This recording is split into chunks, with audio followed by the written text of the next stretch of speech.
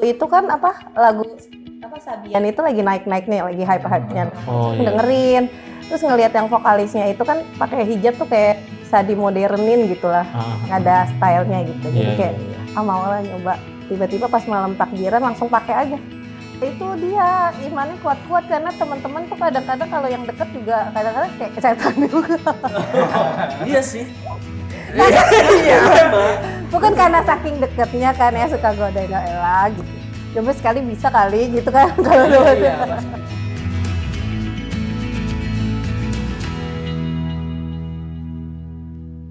Assalamualaikum warahmatullahi wabarakatuh, Mbak Zahra. Terima kasih banyak udah hadir di podcast kita. Sama-sama, makasih udah undang aku. Jadi ini merupakan podcast pertamanya FMM. Oh, perdana ya? Perdana. Ya. Podcast makin kenal. Ya, makanya nih perdananya harus narasumber yang sangat menginspirasi gitu. Makanya datengin Mbak Zahra ke sini. Oh iya, mudah-mudahan. Mbak Zahra kan dulunya itu DJ ya. Aku pernah lihat tuh Mbak di Google maksudnya. Apanya tuh? Di Google ya, pas riset. Iya. Apanya yang lihat apanya? Lihat apa ya dulunya maksudnya riset biodatanya. Gitu Mbak. Nggak bercanda betul. Terus? Gitu. Nah itu awal mulanya berkarir itu kapan Mbak? Iya, jadi aku tuh sebenarnya nggak DJ dulu model dulu sekolah SMA. Setelah lulus aku ikut casting film, habis film FTV sinetron baru DJ. Oh gitu. DJ terakhir lah. Oh jadi main film duluan ya? Iya. Oh boleh lah kapan-kapan main film di FMM. Gitu. Boleh. Gitu. Tapi emang sebelumnya pengen jadi entertainer atau? Enggak, justru aku tuh tomboy. Jadi aku tuh dulu di lingkungan kakakku dua-duanya cowok. Jadi bener-bener tomboy. Terus waktu kelas 2 SMA itu om aku kan punya salon gitu. Jadi ikut aku lomba-lomba. Sering izin ke sekolah. Tapi aku sering ngumpet di bawah meja, nggak mau ikut. Tapi menang terus. Kalau nggak niat gitu ya. Kalau niat malah gak jadi.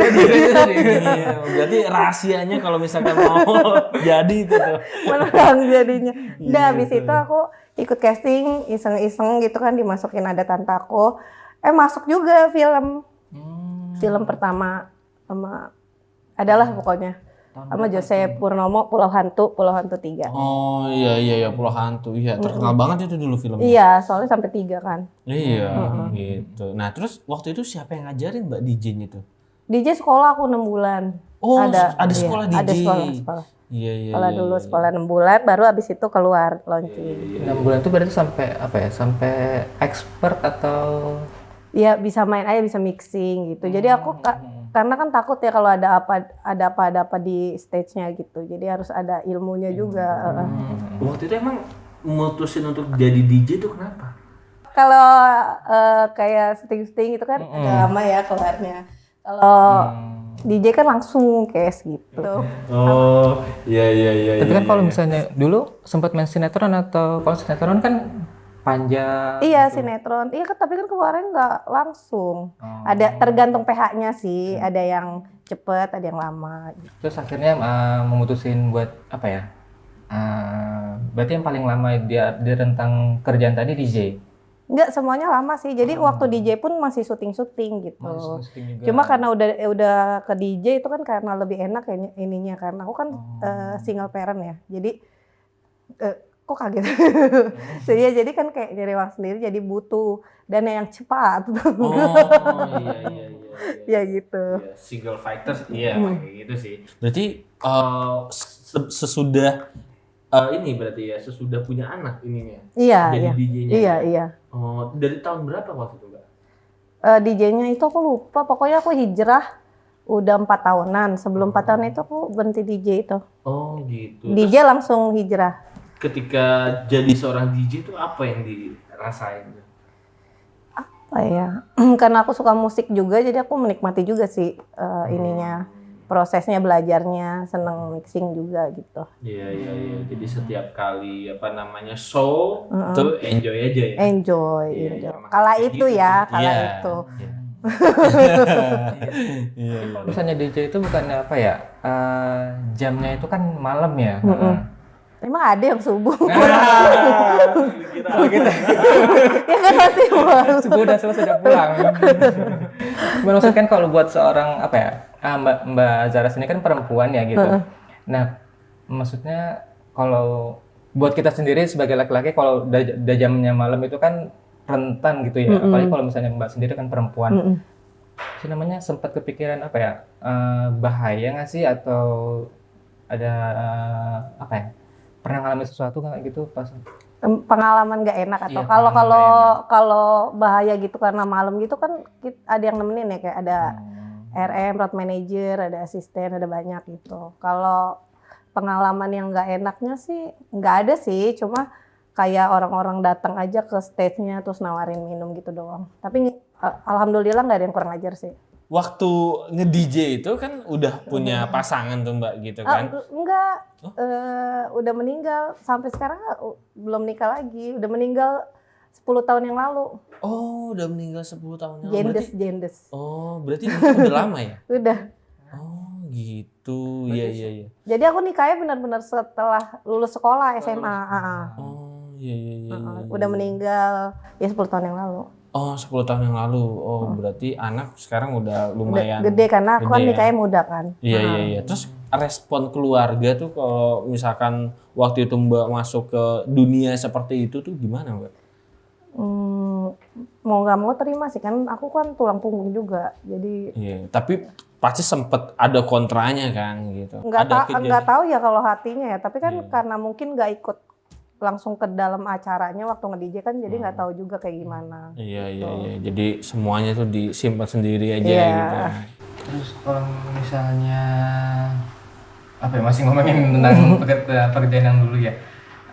Kalau pas lagi nge-DJ kan tadi kan emang sempat ada yang datang ke stage terus tawarin minum. Nah, berarti pada saat waktu itu apa ya, Mbak Zara pernah di fase seperti itu gitu. Maksudnya nge-DJ, minum dan Pasti ada narkotika lah di situ. Iya. Udah umum lah di situ mah ya. Gitu karena itu waktu itu pernah menyicipi atau gimana gitu sampai separah apa sih gitu? Oh pernah. Pernah, semuanya pernah. Enggak, maksudnya narkoba itu pernah kayak 5 kalian gitu, kayak ke bawah temen gitu kan. Jadi Iya. 1-2 kali itu kayak mau lagi gitu. Tapi setelah ketiga keempatnya kayak udah nggak bisa nih, nggak cocok gitu. Berhenti sendiri gitu. akhirnya. Oh, berhenti Tapi sendiri. udah pernah nyobain. Iya, atas keinginan sendiri berarti ya. Jadi Emang aku orangnya penasaran. Oh, gitu. Iya. Kalau minum, kalau lagi nge-DJ itu maaf ya, jangan ditiru. Jadi kalau lagi nge-DJ itu aku pasti harus minum dulu, kan ada ridersnya itu. Jadi minta minuman, nanti sebelum naik itu minum dulu. Oh. Gitu, karena kalau aku agak-agak kurang pede juga sih soalnya dulu. Oh iya, karena untuk Iya, menambah karena percaya rame kan. diri gitu ya. Oh iya. Apalagi musiknya gitu Iya kan. gitu. Tahu banget. Oh, kebetulan pernah nonton di YouTube. Pernah nonton di YouTube. Nggak lesnya cepet. Nah, itu ya kan susah ya Mbak ya untuk seorang seorang yang berkecimpung di sana gitu, mencoba keluar gitu kan. Itu tuh kan pasti susah banget itu. Kapan dan bagaimana bisa keluarnya Mbak? Itu kan emang 3 tahun udah jalanin rutinitas itu ya, kayaknya juga udah keenakan, duitnya cepet. Iya, gede lagi duitnya ya. Sampai beberapa tahun kemudian jadi malas ngambil syuting karena cepet gedean di situ terus cepet lagi. Nah udah gitu nggak tahu nih, malam tahun baru 4 tahun lalu itu sebulanan pas lagi Ramadan aku nggak ngambil, tumben biasanya ngambil adalah gitu. Oh, gitu. Di pertengahan Ramadan karena dia buka klub ya, diam-diam puasa ya. dulu juga. Ada yang buka. Pas nggak ambil itu tuh aku sering dengar ceramah-ceramah di YouTube, ustadz-ustadz, sama dulu itu kan lagu Sabian itu lagi naik-naik nih, lagi hype-hype-nya. Oh, Terus iya. dengerin, terus ngelihat yang vokalisnya itu kan pakai hijab tuh kayak bisa dimodernin gitu lah, ada stylenya gitu. Jadi kayak mau lah nyoba. Tiba-tiba pas malam takbiran langsung pakai aja. Udah Dan nggak itu lepas. continue pakainya. Sampai sekarang. Lah terus nge-DJ-nya sambil Enggak, udah. Oh udah off di situ. Iya, Oh di sampai sekarang pun masih banyak yang nawarin DJ. Oh Tapi aku gitu. tetap bilangnya lagi belajar pakai hijab gitu. Jadi nggak bilang udah nggak DJ, lagi belajar aja. Gitu. Oh, berarti berhentinya pas Ramadan, Mbak? Pas malam takbiran itu. Nggak tahu apa-apa, nggak ada angin, nggak ada hujan? Enggak. Sebulan itu dengerin itu YouTube, nyanyi itu, Sabian itu. Oh, gitu. Iya. Berarti gara-gara Nisa Sabian. Oh, iya gitu. Gitu ya lagi. Luar biasa loh impact-nya. Luar biasa loh. Bukan hanya bisa membuat seorang Aldi Taher seperti itu gitu. Tapi bisa juga mantap loh, inspirasional juga loh Sabian loh. Thank you loh Sabian loh. Thank you. Gitu. Tapi kalau misalnya maksudnya kan itu kan mendadak sekali ya gitu. Tiba-tiba pas lagi Ramadan, Lebaran pakai hijab, terus tiba-tiba lanjut gitu pakai. Nah, respon keluarga atau teman gitu, kok sekarang pakai terus gitu? Ada nggak? Kalau keluarga pasti seneng. Kalau temen tuh sampai sekarang aja masih taruhan nih. Ini belum buka nih, kapan yang bukanya gitu. Oh, Gitu. pasti kalau misalkan taruhannya saya pasti menang. Kenapa? Saya berani taruhan bukanya kalau mau tidur sendiri ya. Oh, Iyalah. Enggak gitu juga, Pak. Iya. Iya dong. Iya, emang. Iya, masa lu tidur gitu kan pakai jilbab nggak mungkin. Sendirian lagi, ya kan? Mau mandi pakai jilbab nggak mungkin. Gimana sih? Iya. Gimana sih? Gitu. Ya, nah itu kan pasti ada godaan-godaan dong, Mbak. Nggak mungkin langsung strike hijahnya menjauhkan dunia hingar-bingar itu, gitu kan? Nah itu ada balik-baliknya lagi. Ada sih, kan istiqomahnya susah banget ya. Jadi waktu awal tuh masih belajar proses, sampai sekarang juga imannya naik turun. Jadi kalau nggak yang gimana gitu, nongkrong sama teman-teman yang dulu masih, nongkrong di tempat-tempat yang nongkrong itu masih. Waktu itu nggak memutuskan, pokoknya gue nggak boleh kesana lagi. Itu pas momen apa, Mbak? Kemana Ke dunia seperti itu lagi. Mudah-mudahan sih nggak kesana lagi gitu. Terus waktu itu pas memutuskan enggak, gue ini terakhir kali kesana gitu kan? Enggak sih, cuma kayak mudah-mudahan aja, jangan sampai nggak mau takabur juga bilang nggak akan kesana lagi gitu kan. Berarti menjaganya tuh sampai sekarang. Iya, Istiqomahnya udah berapa tahun? 4 tahun berarti. Wah luar biasa sih, tepuk tangan dulu. Iya. Gitu. Mbak Zara sendiri kan DJ terus sekarang udah berhijrah, tapi lingkungannya kan masih sama kan ya. Maksudnya ada tips nggak sih biar apa ya? Kuat tetap, gitu. Imannya tetap kuat, tetap kita pegang, tapi tetap apa ya? Tetap nggak kita tinggalin teman-teman kita yang lama gitu. Ya itu dia, imannya kuat-kuat karena teman-teman tuh kadang-kadang kalau yang deket juga kadang-kadang kayak setan juga. Iya sih. Iya. Bukan karena saking deketnya kan ya, suka godain Ella gitu. Coba sekali bisa kali gitu kan kalau Iya, pasti gitu. Si teman-temannya masih suka ngajakin ke yang dulu nih gitu. Itunya gimana nih? Lingkungannya nggak berubah tuh? Nggak berubah. Teman-temannya juga ada yang pernah pakai hijab tapi dia buka lagi gitu. Jaga aja silaturahminya, kuat-kuat aja. Kalau cuma diceng-cengin biasa gitu mah biasa. Aku orangnya juga nggak baperan. Nggak baperan ya? Cuman kalau misalnya dari segi teman kan bisa lah gitu kita Mbak Zara lawan gitu ya.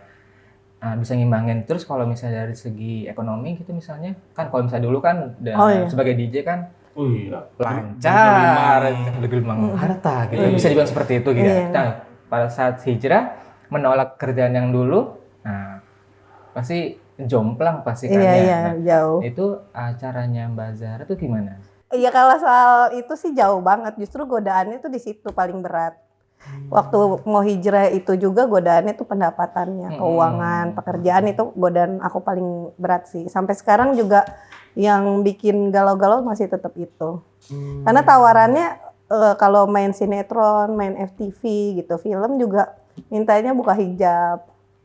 Tawaran DJ masih gitu, kuat-kuat iman. Doain aja ya. Semoga selalu istiqomah Widih. Gue pikir tadi main kelawak. Enggak ya. Gitu. Terus ini nggak sih Mbak, apa namanya tadi kan keluar apa namanya masih dalam ekosistem yang sama gitu kan. Terus ada sosok nggak sih Mbak yang nguatin istiqomah Mbak sampai saat ini gitu? Yakin aja sih kalau aku yakin sama Allah gitu, yakin. Ada anak juga gitu sih yang paling itu, yang bikin yakin. Iya. Bisa. Iya sih. Berarti sosok yang menguatkan itu adalah keluarga Mbak ya? Keluarga ya. Iya, banyak sih. Walaupun teman-teman aku juga kayak gitu, support kok. Tapi 10 tahun udah enggak sama suami nih Mbak. Yang masih terngiang di pikiran Mbak, suami itu sosok yang seperti apa sih Mbak? Dewasa sih, bijaksana gitu aja. Mengayomi gitu. Berarti selalu support apapun yang Mbak lakukan Iya. Waktu itu masih di dunia entertain berarti ya. Belum ke DJ itu ya. Enggak, belum. DJ setelah nggak ada. DJ setelah nggak ada ya. Berarti kalau misalnya untuk kriteria Suami? maksudnya harus gitu maksudnya kan udah ada mantan suami kan udah dewasa mengayomi, cari kriteria suami yang nanti gitu. Itu mungkin ada kriteria tertentu atau yang lebih baik atau apa? Kami udah nanya-nanya nih. nih. Enggak sih, nggak ada kriteria, yang penting bisa maupun 5, ada anak juga gitu. Jadi waktu itu apa namanya udah Ada nikah gejala-gejala gitu maksudnya? Iya. Enggak, itu waktu sakit itu pas 3 bulan terakhir salah diagnosa ke rumah sakit. Awalnya kan dibilangnya cikungunya, terus demam berdarah, udah dioperasi, usus buntu. Totalnya pas udah 3 bulan terakhir udah stadium 4. Udah nggak bisa. Ketahuannya pas di terakhir-terakhir ya. Iya, salah diagnosa. Salah diagnosa ya, itu emang bahaya banget sih Mbak. Gitu. Dari tempo 3 bulan itu kan pasti Mbak Zara juga kaget, nggak siap gitu Mbak. Ya mungkin merupakan salah satu momen di mana Mbak Zara lagi jatuh-jatuhnya gitu, lagi down-downnya gitu. Waktu itu Mbak Zara sendiri gimana perasaannya? Apa suami sendiri pernah dari selama 3 bulan itu mungkin ada pesan-pesan terakhir gitu atau apa? Nggak ada sih, karena waktu itu beliaunya sendiri nggak mau, maksudnya mau masih ngejalanin hidup aja gitu, nggak tahu mau selesai, dianya nggak mau, kayak masih berjuang gitu. Iya, jadi waktu itu sih pernah sempet kayak mau bunuh diri berapa kali itu. Oh iya Mbak? Iya. Nah mungkin Mbak Zara di sini mungkin bisa bagi tips kali ya, maksudnya kan itu kan suatu momen yang krusial banget ya, dan pasti setiap orang mungkin pernah ngalamin di momen-momen seperti itu, dan waktu itu pun Mbak Zara juga belum seperti sekarang kan ya. Mungkin bisa bagi ke teman-teman semua gitu, tipsnya apa gitu biar bisa bertahan. Bener banget. Aku tuh dulu juga pernah Mbak pengen bunuh diri gitu kan, gara-gara pasangan waktu itu gitu kan. Ya itu kan kayak nyesek itu kan pasti pernah dirasakan semua kaula muda ya gitu kan. Nah itu gimana sih tipsnya keluar dari itu gitu? Enggak sih, aku karena waktu itu kan tiba-tiba tuh udah mau melakukan itu, kepikiran anak, aku masih kecil gitu. Jadi waktu itu masih kecil, masih berapa tahun, di bawah 5 tahun. Gitu, jadi kayak kepikiran, ntar kalau untungnya sih di kepikiran gitu, yang diingetin gitu sama yang di atas gitu. Anak 1 Mbak.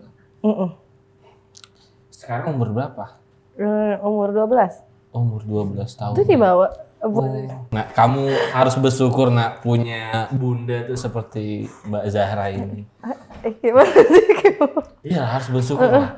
Bunda yang mencoba tegar, mencoba kuat untuk dirinya dan keluarganya gitu. Mencoba berada di jalan yang diridhoi sama agama gitu kan. Itu bukan sesuatu hal yang mudah gitu. Dan Mbak bisa seperti ini, aku sih salut. Sebagai seorang single fighter gitu ya, cara Mbak Zara mendidik anak tuh seperti apa gitu. Iya. Iya, ini kan baru masuk SMP, jadi langsung aku masukin pesantren karena aku tahu sendiri aku eh, punya keterbatasan pengetahuan agama juga baru belajar, jadi nggak mungkin aku yang didik, apalagi di zaman sekarang gini Iya, gitu. iya. Jadi harus ada ini agama pegangan gitu. Bener banget sih. Kalau Gitu. itu sendiri mungkin terpikirkan sekarang atau setelah berhijrah gitu ya. Ya udah deh anak masukin ke pesantren atau enggak mungkin sebelumnya sebelum berhijrah udah kepikiran gitu. Itu setelah berhijrah kepikiran itu. Kalau dulu tuh kenapa pengen punya anak tuh karena kayak bisa nongkrong bareng gitu dulu ya sebelum berhijrah. Justru ke sana dulu pikirannya gitu kayak jadi temen gitu. Kalau sekarang Iya, kan iya. Temen DJ gitu. enggak sih. Oh. Enggak sih, masa anak coba. Oh, kali kan katanya jadi teman. Jadi kan ketika anak semakin bertumbuh ya Mbak ya, itu kan pasti kan nanyain ya Mbak ya. Pasti anak tuh pengen tahu ayahnya tuh sosoknya seperti apa sih gitu kan. Gitu. Itu pernah nggak sih Mbak nanya kayak gitu anak? Gitu. Udah masih keingetan sih dia. Masih keingetan. Kayak samar-samar gitu. Tapi untung anak aku udah dewasa gitu untuk berpikiran kayak gitu. Nerima aja legowo gitu. Oh, nerima aja logo ya. Kalau pas masih kecil itu pas umur 5 tahun itu Mbak Zara ngasih perhatiannya seperti apa Mbak ke anak? Kalau aku sih apapun yang dia pengen dulu sih ya kalau bisa disanggupin gitu. Terus kalau misalnya sekarang kayak anak pernah nanyain nggak sih Mbak Zara dulu kerjanya apa atau dulu seperti apa gitu? Enggak sih, udah tahu. Udah kayak temen soalnya nge-treatnya juga, jadi santai aja sih. Tapi udah kasih tahu tujuannya tuh untuk ini kenapa begini, dikasih tahu ininya dulu. Dikasih pengertian ya Mbak. Iya, jadi anak tuh dikasih tahu keadaan dulu tuh seperti apa gitu kan. Yang apa namanya? Makanya dulu jalan keluarnya tuh terpikirkan seperti itu gitu kan ya. Gitu. Iya. Tapi anak nggak pernah menyalahkan kan? Enggak. Nggak pernah misal kok Bunda jadi gitu, enggak kan? Enggak. Gitu. Terus kalau misalnya Mbak Zara sendiri ada nggak sih kepengen untuk anak ke depan seperti apa gitu atau nggak cita-cita anaknya mau jadi apa gitu? Jadi anak yang soleh aja gitu, terus bisa hafal Al-Quran gitu. Jadi pasti maunya yang baik-baik sih, yang positif-positif itu mudah-mudahan. Kalau misalnya sekarang mungkin ada kelihatan gitu, mungkin bakatnya seperti apa gitu? Atau nggak mungkin minatnya di mana? Dia lebih ke olahraga sih kayaknya sih, apapun bisa sih dia cepet bisa gitu. Ya, Mbak. Mungkin sebagai seorang single mom gitu ya, kan Mbak yang menghidupi segala kehidupan gitu ya dari ekonomi dan segala macam. Nah terus biasanya kan kalau misalnya kita ya ayahnya yang pergi keluar kerja, ibunya yang di rumah buat jagain anaknya. Kalau misalnya Mbaknya sendiri kan Mbaknya melakukan semuanya gitu, gantiin peran ayah, gantiin peran ibu gitu. Nah pasti banyak momen-momen yang terlewatkan gitu sama anak gitu kan ya. Nah mungkin ada apa ya kayak merasa penyesalan gitu nggak atau apa?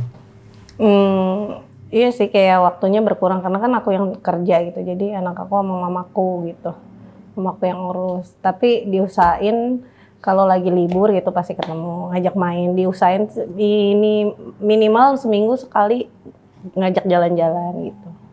Ada nggak sih Mbak pesan dari seorang Mbak Zahra Jasmine gitu untuk anaknya gitu?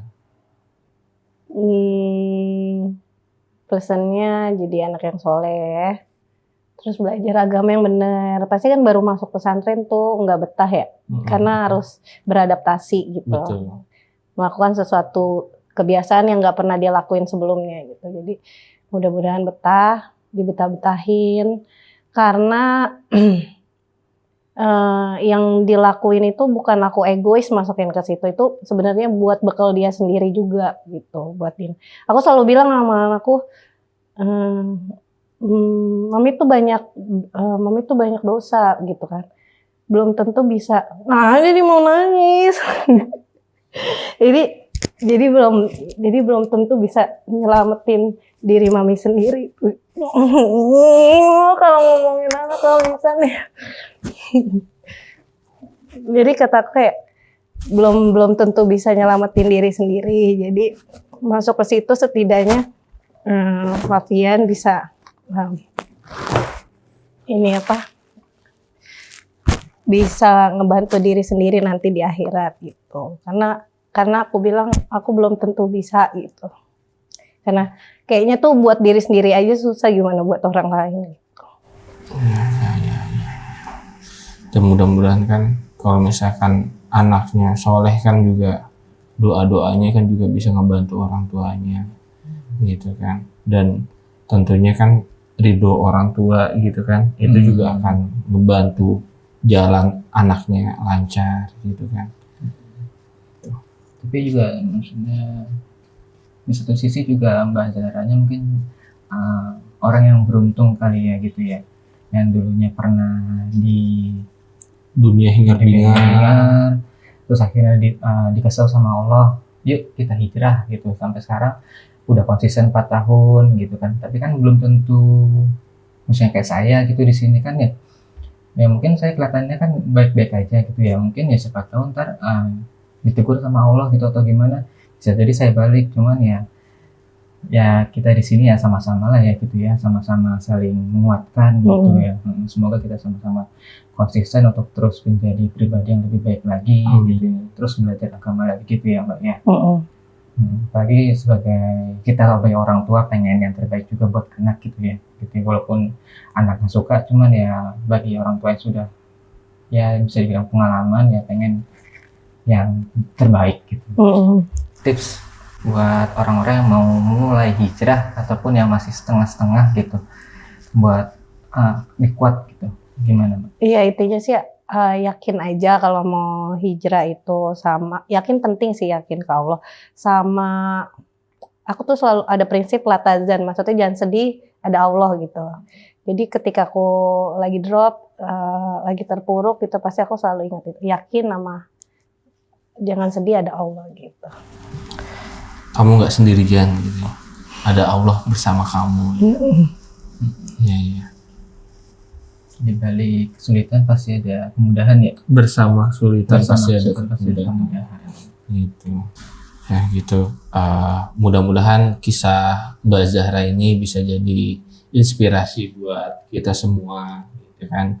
Betapa masih ada jalan untuk kembali ke jalan yang diridhoi Allah gitu kan.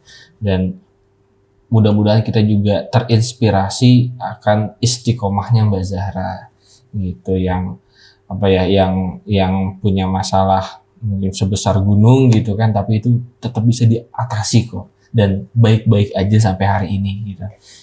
Jadi buat teman-teman yang di sana punya masalah serumit apapun, yang mau hijrah tapi masih setengah-setengah, yuk kita mulai aja dulu gitu. Kita nggak tahu ke depannya seperti apa. Gini loh, setiap orang kan punya masalah masing-masing gitu.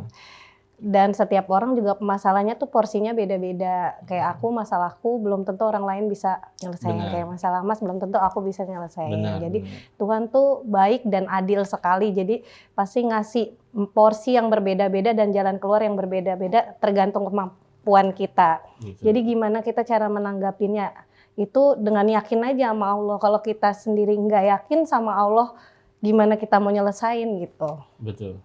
Jadi ya udah, bener kata Masnya, mulai aja dulu. Karena kalau sesuatu yang ditunda-tunda nggak dimulai-mulai, kapan lagi gitu. Benar, dan itu kan bisa jadi step ya. Kalau misalkan kita ngelangkah satu, terus ngelangkah satu itu lama-lama. Iya, kita mau ngelangkah ke depan lagi apa mundur lagi ke belakang. Iya gitu kan. Tuh, terima kasih banyak ya Mbak Zahra. Terima kasih lo udah diundang, seru banget. Iya, jangan kapok main ke FM. Enggak, undang aku ya main-main ini. Syuting. Siap Mbak. Kalau misalkan ada salah-salah kata dari kami juga mohon dimaafkan. Aku pun juga minta maaf kalau ada salah-salah. Oke, terima kasih buat teman-teman semuanya yang sudah ikutin dari awal sampai akhir. Dan jangan lupa subscribe channel YouTube Filmmaker Muslim, dan juga like, share, dan juga ditunggu komennya. Mungkin kalau teman-teman ada narasumber yang pengen diundang, bisa komen di bawah ya. Gitu. Terima kasih. Sekian dari kami. Assalamualaikum warahmatullahi Iya, wabarakatuh. Waalaikumsalam Waalaikumsalam warahmatullahi wabarakatuh. warahmatullahi wabarakatuh. Yeay.